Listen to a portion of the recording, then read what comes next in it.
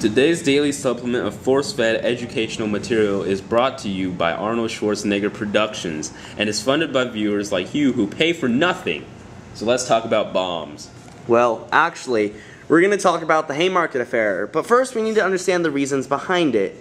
See, in the beginning of the Progressive Era, social reform took the form of working riots and strikes. The common man was discontent with fat, rich, and sleazy businessmen that forced them to work all day long for pennies. In order to fight the tyranny of big business, working unions were formed. The Federation of Organized Trade and Labor Unions, which was the predecessor of the American Federation of Labor, called for a nationwide movement for the 8-hour workday. Strikers would organize in huge masses to call for better wages, hours, and the abolishment of child labor. Members of the Knights of Labor organized a peaceful march of 35,000 workers in Chicago.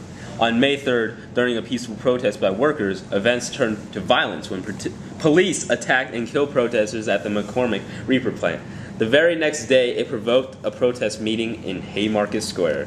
Leaders of the Knights of Labor, both radical and conservative, called for armed protests against the violence of police, who were being paid off by big businesses to suppress strikes and protests. During the protest, police advanced towards the protesters, and there were nearly 200 policemen who were sent to break up the protest. Out of the shadows appeared a mystery man whose identity will never be known.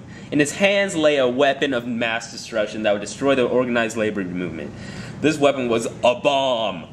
This bomb was thrown into the midst of the crowd, and the resulting chaos, 8 people were killed and close to 100 people were injured. The protest was violently broken up, and 8 protesters were convicted of being anarchists and were later hanged. The Haymarket bombing marked an end of most organized labor unions. The violence was connected to strikes and protests. Thus, these unions were shunned and dismantled. The effects of the Haymarket Affair included organized labor movements were set back for many years to come, big business passed legislation to restrict labor unions, and it also addressed issues of freedom for peaceful assembly in the First Amendment as they were challenged by police and business owners during this time. Even though the events of the Haymarket bombing were marked by violence and radicalism on the part of union workers and policemen, the sentiments behind the events are not discontinuous.